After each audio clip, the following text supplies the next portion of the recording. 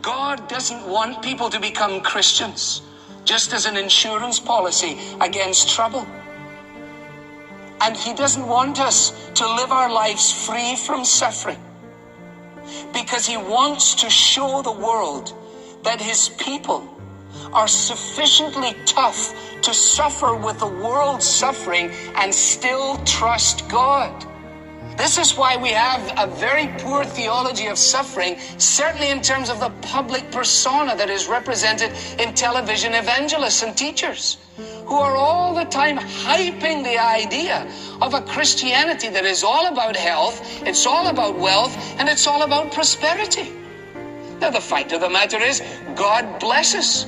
When we apply his principles, there is an attendant blessing that accompanies it.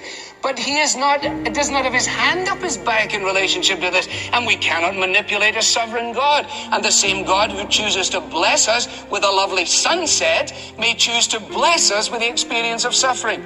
Now, loved ones, if we do not know how to suffer, then how in the world will anybody know how to suffer?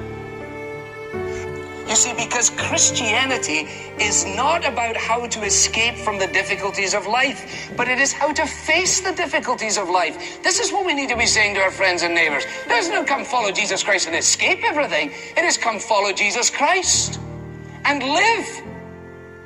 And as you live, you will experience all of these things. And the difference that Jesus makes is not that he removes us from the circumstances, but that he grants us grace in the midst of the circumstances. And people say, well, you know, why is it that when the 747, the TWA flight goes down there, well, why did the Christians go down? Well, what is that supposed to mean? Is the inference being that God should only allow those who do not know him to go down? I mean, let's face it, the people who don't know him, they go down to the ultimate down. Christianity is not an insurance policy against suffering and pain. And God uses it. Pain, illness, crashed and crushed hopes, stupid choices, bereavement, to test the faith of Christians, to make them stronger, better, and wiser. Now, loved ones, when you begin to grapple with this, when you read the story of Job and think it out, then you will realize that the Bible is eminently wise in relationship to these things. And you may not accept it, but we ought to still at least be able to make the case.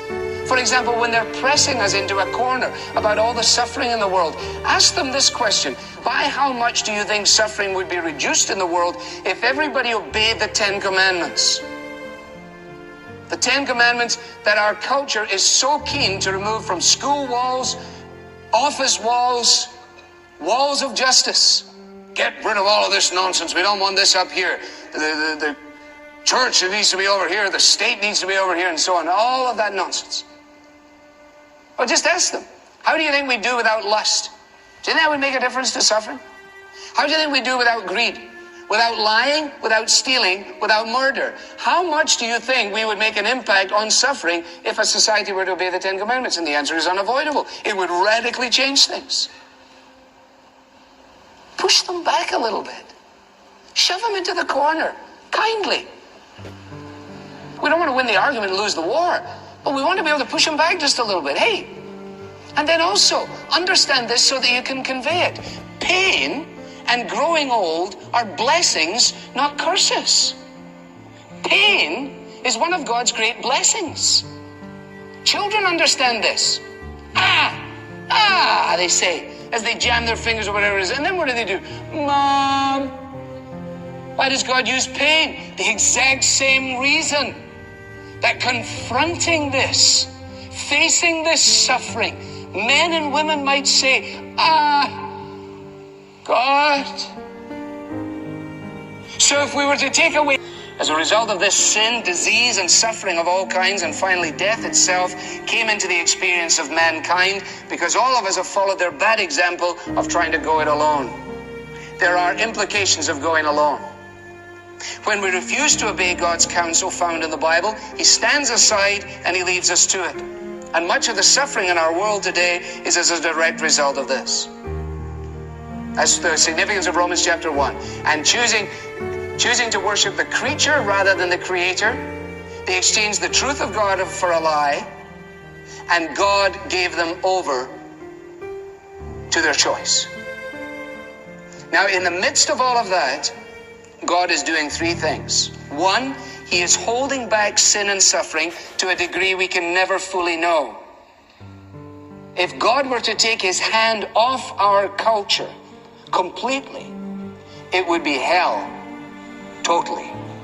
He's doing three things. One, he is holding back sin and suffering to a degree we can never fully know. If God were to take his hand off our culture completely, it would be hell, totally.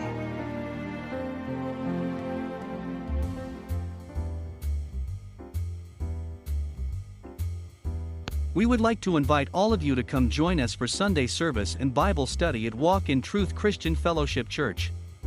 Our times of worship are 8:30 a.m. on Sunday and 7 p.m. on Tuesday. You also can listen in on Facebook and YouTube on our Walk in Truth Radio Network page. You can also listen on your favorite podcast platform. We hope that you will join us and consider us as your place of worship. We always want you to be encouraged, blessed, and at peace, remembering always to walk in the truth of the Lord.